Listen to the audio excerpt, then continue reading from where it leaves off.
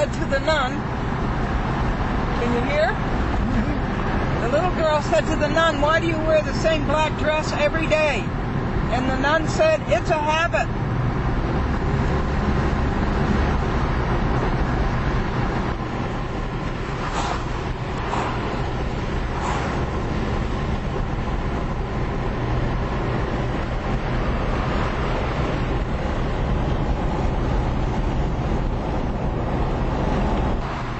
Isn't this pretty?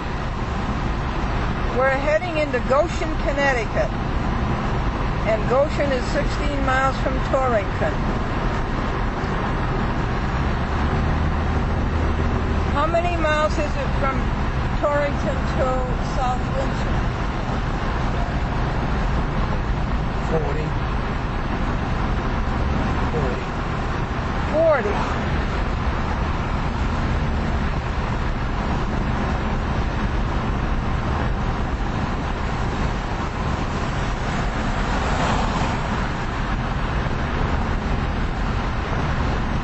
It was nice you pulled over for him. And it's much cooler, folks. And it looks like it's going to rain.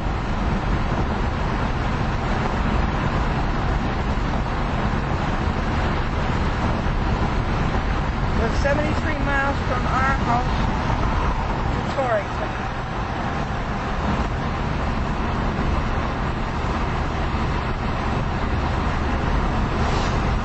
Less than 2 hours.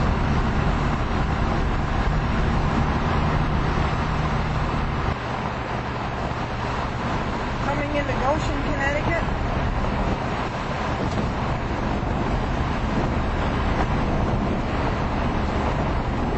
At 3:15 p.m. I never told you what day this was, did I?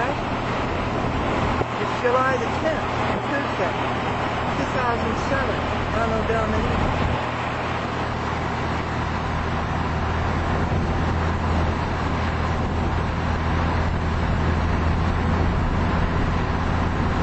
Car has 300,000 miles on it.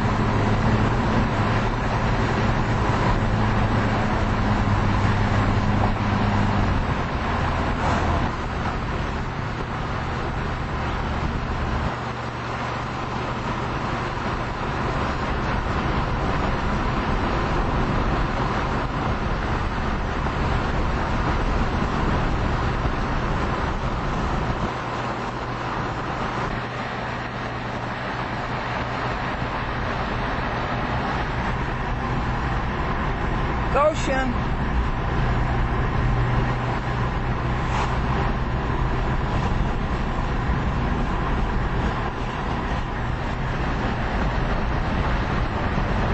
Tiger lilies. What'd that sign say? Cornwall?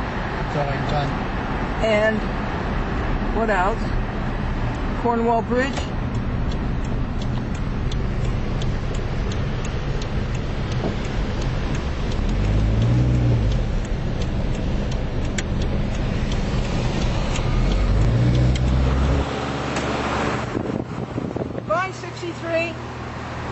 Hartford, 36.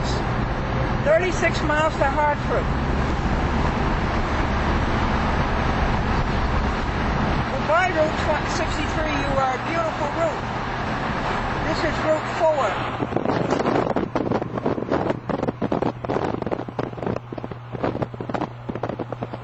Not a stone work in here. Oh, yes. Can you imagine how much work that was?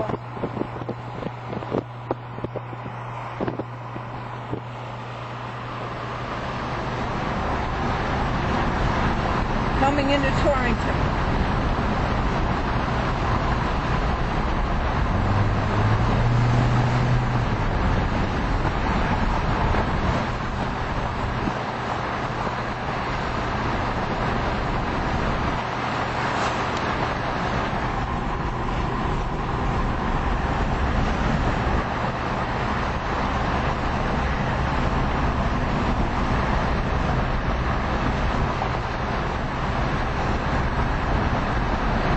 This is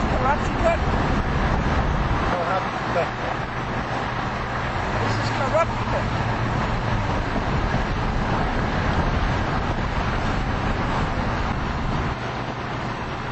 Welcome to Corrupticate.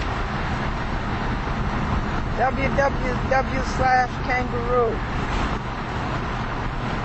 court.com. Albert LeBrun. Torrington, Connecticut. Franklin Buell. Franklin Ford Buell was born in Torrington, Connecticut. What's that sign say?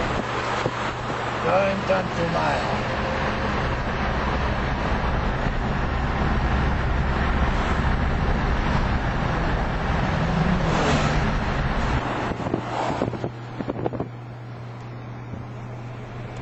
And here's what ruined the economy of so many people.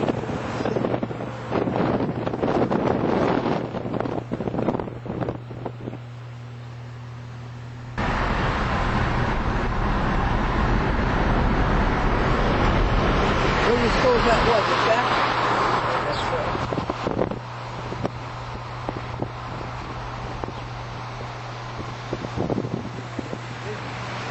Can you tell any time what it was?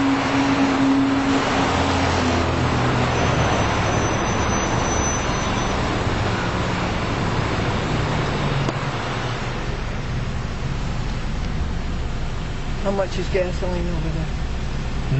How much is gasoline? $3.19. The cheapest one goes up to $3.49. But you, Jesus the Christ.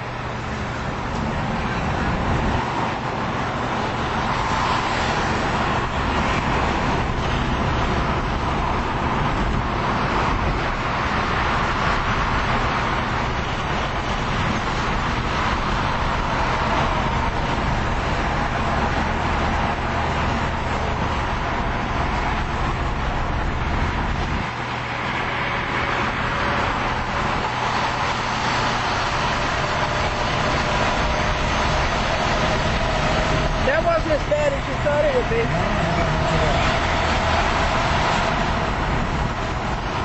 That's because you knew what lane to be in.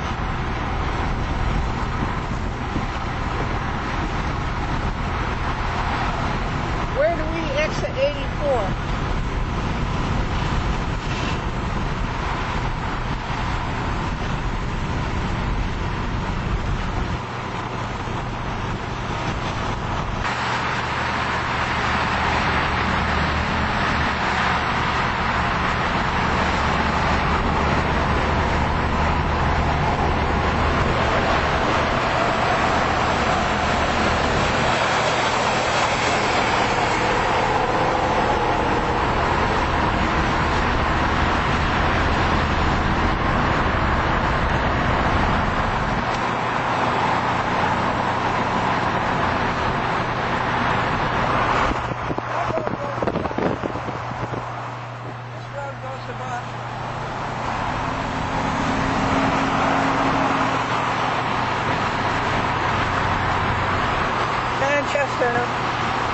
Connecticut.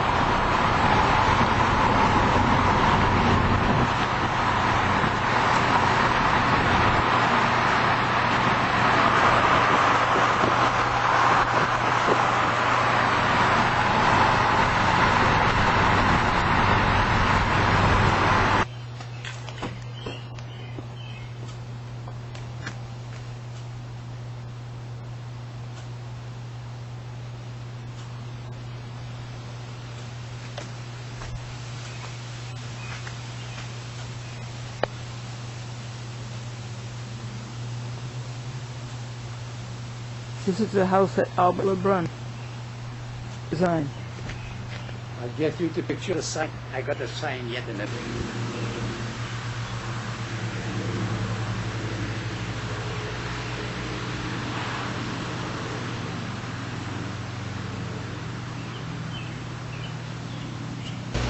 You know, folks, not only did he design this, but he built it. Isn't he clever?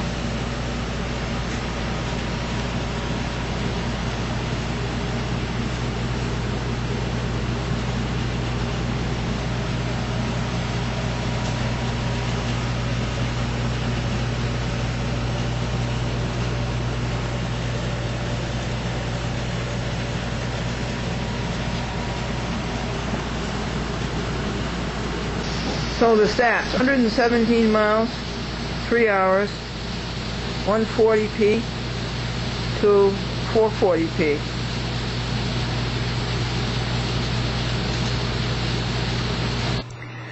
Folks, this 2 inches of paper plus another 2 inches were prepared for me by Timothy West and by Janice. And it is excellent. All of this material is excellent. I put aside several of these to read to you. How the gangsters who have taken over the United States government, how they cheat and how they lie, and how they walk all over your rights. And it is people who are brave enough to stand up to these crooks and face the reality of what we really are. So I'll get to reading some of this valuable knowledge to you right shortly. And right now, today, July the 11th, you know, we are in Connecticut, and we are doing our best to protest these crooked and despicable and evil people who have kidnapped our government. Albert, I was very interested in this letter you got from the state of Connecticut, the office of the clerk. Can you tell me about it? Yes. The court sent a document to my lawyer, like there will be a statute conference on this case on December 11, 1992 at 11:15 a.m. in Judge Shaughnessy chamber. Alright, and the lawyer sent me the document from the court, and he also sent to me a letter when I don't have to appear, then the lawyer themselves will be there and discuss this case with the judge. So because he told me I don't have to appear, I make sure that I was there. In the morning from 10 o'clock until 2:30. My lawyer never show up in court. Oh, you got him, Albert. And after that, he sent me a 2-page letter telling me that they went through the whole thing with the judge and all that, and the judge says if I make the mistake of going to trial, then I'm losing my home. Then the judge know already that there's an attachment on my home for $100,000. So I knew that the meeting never took place. After that, I received a bill for $540 for that meeting. Oh. And I wrote for that meeting. When it was time for me to get my file, when I fired my lawyer, the only way for me to get my file, I had to pay the $540. Oh, that's extortion. I made him a check for $540. The minute I got home, I put a stop payment on the check. He wrote me a letter, and if I don't make that check good in 8 days, then the Hartford police will be coming into my home here in South Windsor. That was way back in 1993. I never see the Hartford police yet today in 2007. Alright, so anyway, after that I wrote 3 letters to the court to find out if I'm meeting. I want to know if the judge is going to lie to me or not. I wrote 3 letters, 3 certified letters to the court to find out if a meeting took place on such a date and all that. And after 3 letters, I received a response on May the 18th, 1994, telling me that the judge went through his note and he cannot find that a meeting took place on that same date. I knew the answer already, but I want to know if the judge will lie about it or he will tell me the truth. I believe he knew that I knew the answer. So anyway, that's the story of that one here. How can someone explain the document from the court requiring a statute conference when there was no conference at all? Albert, do I understand this correctly that the judge colluded with the lawyer? That's for sure. And There's no two way about it. And it was a hoax? Yeah. And this worked very good when both parties as lawyers, all right? When the plaintiff is a lawyer and the defendant is a lawyer, this works very good. They don't want to give you a trial. They want to perform an extortion scheme. But the minute you file yourself, you go yourself as a pro se, then they are in trouble. And they do everything for you to hire a lawyer. Even the Judge Shaughnessy there told me, this is a jury trial. I will never let you defend yourself on a jury trial. You're going to have to hire yourself a lawyer. And hire yourself a lawyer now because the lawyer needs some time to prepare himself. Right? That's unconstitutional. And then I had another judge telling me, Judge Hammer telling me that I have a right to represent myself. This is a right that we do have, right? So why is that one tell you one thing and another judge tell you another thing? Yeah, well, the second judge was right, Judge Hammer. Yeah, but the Judge Hammer, just the same, he told me, look, I was suing them, me in state court in Hartford, Washington Street, and Judge Hammer told me that I'm going to have to lose the dog case so I could have a malpractice case against my lawyer. I could have some damage. He says, you got to lose your dog case. Judge make me believe that I got to lose the dog case to have some damage against my lawyer. How do you like that? Yeah, how do you like that? Who was that judge who said Judge that? Hammer. That was Judge Hammer. Harry Hammer. What was the name of the lawyer? My lawyer? Well, the lawyer that we're talking about. Archer Norris. What's the name? Archer Norris, from the firm of Butler, Norris and Gold. And then, Albert, the judge deliberately lied and deliberately colluded with the lawyer. That's for sure. in this incident. Yes. This has serious consequences. Now, you told me you took the letter to the police?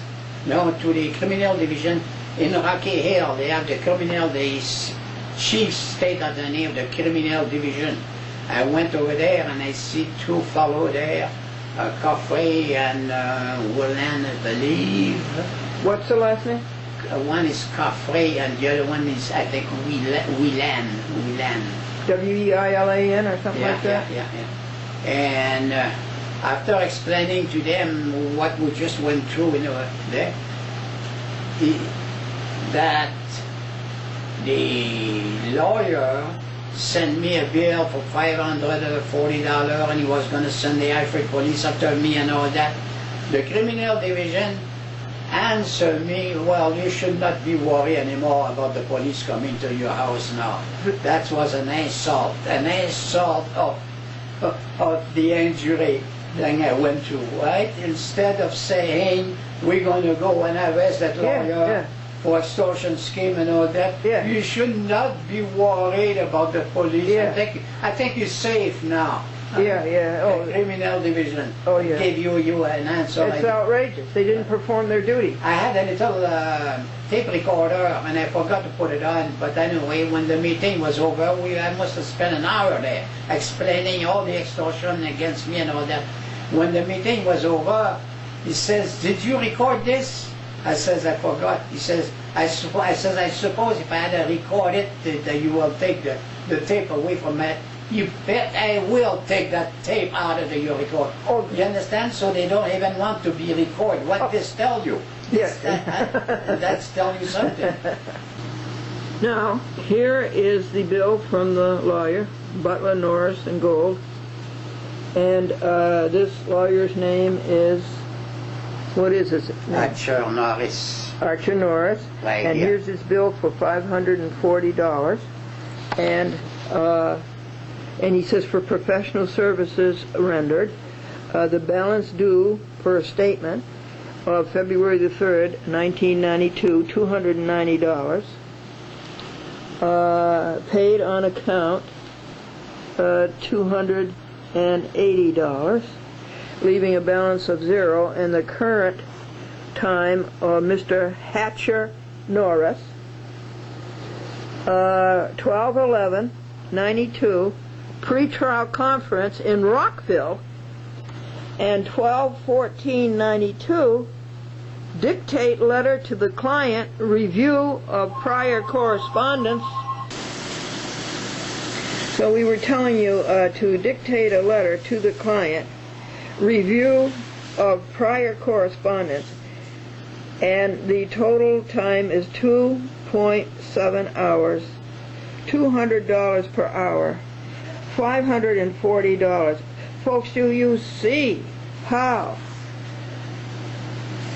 deceitful and dishonest and infuriating these lawyers are? This is a grand document. It shows us so much.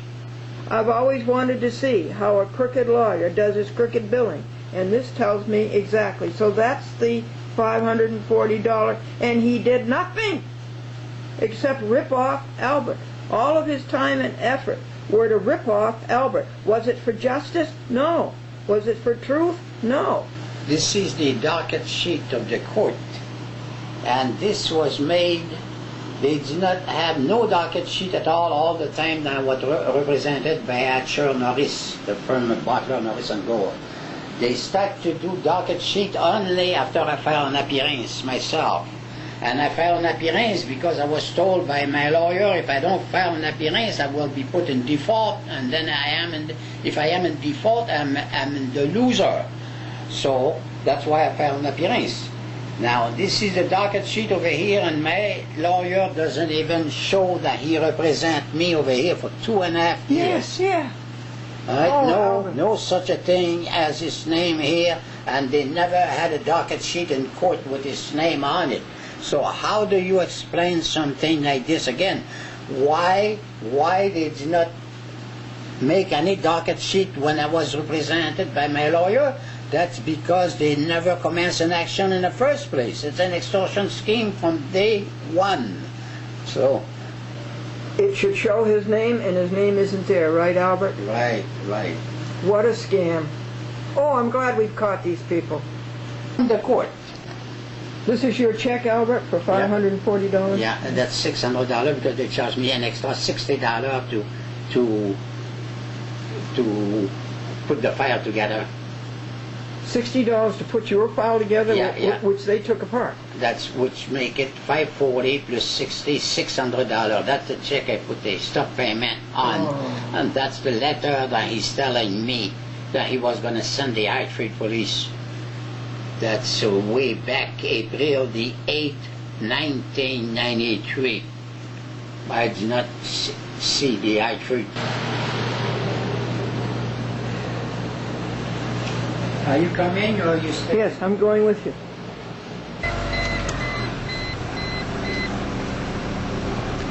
Now, this is Glendora, and I asked Mr. Lebrun who was his best listener as to this horrible thing that happened to him and happens to hundreds of people every day. And he said Arnie Engen. And thank you, Arnie Engen. Presently in Norway, coming back August 8th or so. Yeah, but mention Edward also. And then he said Mr. Whitney, Edward Whitney. And then Mr. Lebrun said, but Whitney wants me to get rid of the case by stating that the statute of limitations on the collection of this fraud, the fraudulent collection of this fraud, is over. And Mr. Lebrun says, oh no, I don't want to do that, because if I do that, I admit to them that their process was correct. Poor tree. Poor tree. Beautiful creation of God. I admit that this, their process is correct. But now, I'm going to ask you, why can't Mr. Lebrun say, even though your process is patently deficient and patently a nullity, I am going to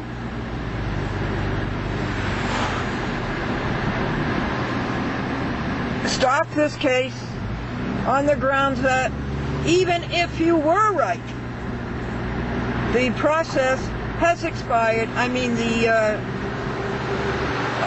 statute of limitations has expired, and I do not owe you a thing, and no judgment shall be taken against me. Answer. Why can't you do it that way, Mr. Lebrun? Because I don't have no recourse. If I do it this way, I cannot get back at them. I admit that everything I was served with is Well, now what makes you think that's so? What makes you think that stops you're suing them for the damages that they did? yeah, that was stopped from the damage. What makes you think that is so?